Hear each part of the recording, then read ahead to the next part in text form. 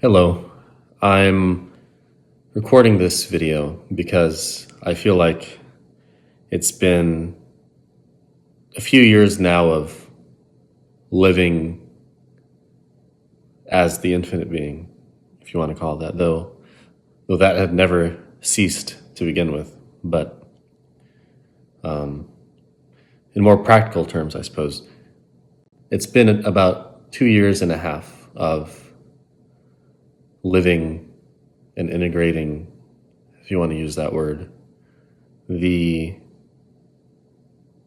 effects of self-realization, the effects of just staying as the open space of awareness, letting life unfold, staying open to the process of no process, and seeing what paths emerge when I let go of control and surrender to this flow that emerges naturally when we take our hands off the metaphorical steering wheel that we tend to grip very much. And I wanted to talk about the journey because I always love hearing about people's journeys. And even though it's only been 2 years and a half, it feels like it's been a decade because so much in my life has shifted as a result of this event in March of 2023. The story goes that I'd spent the last maybe 6 months, I was 23 at the time, the previous 6 months before March 2023, sort of just starting a new job. I just finished college. I was in a place where I felt like I needed to just reset my life and start over in a way, because there had been a lot of tumult within the last semester of college for me at the time. And for whatever reason, and I'm still not quite sure how I even got into the process, but I began having a small nudge and interest in manifestation and those sort of practices.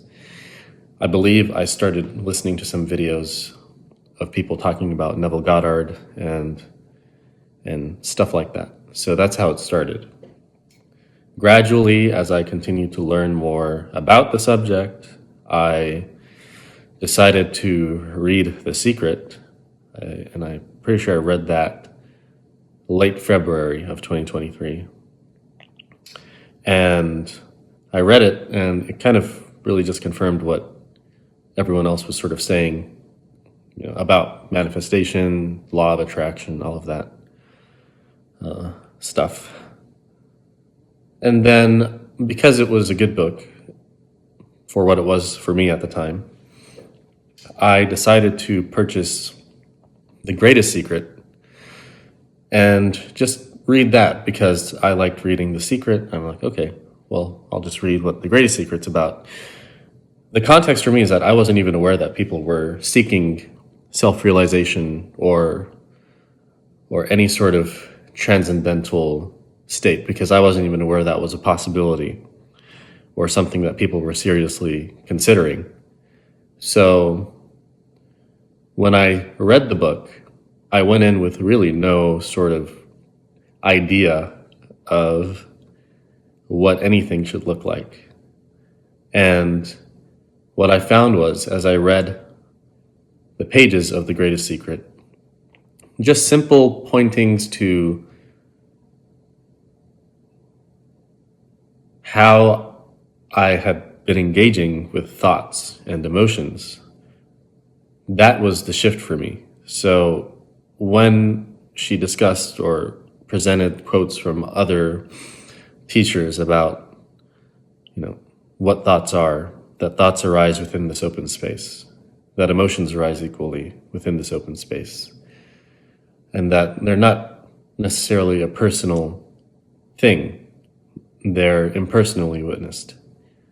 And how we engage with those arisings is what more or less dictates the amount of energy that it's given.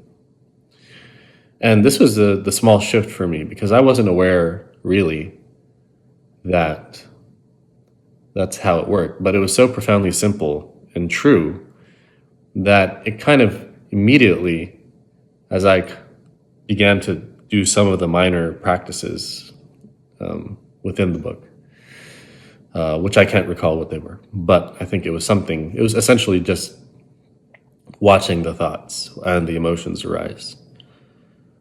I just immediately began to feel like someone did spring cleaning in my body. Like everything felt really fresh. The energy felt just open and like I'd let go of a lot of baggage that had been stored in the body, I think. Maybe subconscious emotions or whatever you want to call it. Just things that had been stored energetically within the body that were just let go of because the energy system had been rearranged in terms of how I now engage with thoughts and emotions and the stories that run in the mind. So that was the beginning of the journey in March 2023. And since then, it's really been a wild journey of deepening, if you want to call it that, of just having more non-dual reps, if you want to call it that in a more sport-like term. Just getting the reps in of living like this, or as this, from this open space, and seeing what life brings forth through synchronicities that are weirdly, strangely, beautifully tied to things that only I would be able to recognize when they do occur. And so it feels like the guidance is always present. And what I've learned the most is that the openness and the witnessing of thoughts and emotions and stories and the unknown, right? Like, how do you engage with the unknowns of life and how things will unfold for you, whether it's with career or relationships, love.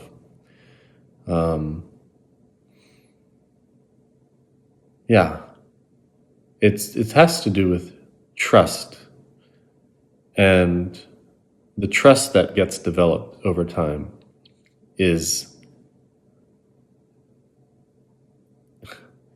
not a blind trust. It's something that's felt from the field and from the openness that's mirrored back in life. It's synchronicity,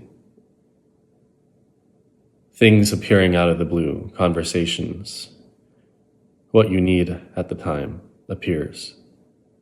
And it's not to say that there aren't any challenges that arise, or that fear, lack, worry, the deepest of emotions don't arise. That's not true. They do arise. And sometimes it's challenging, especially when these are coming from new experiences. It can be challenging to not fall into old patterns of analysis paralysis and using the mind to essentially battle the unknown, right?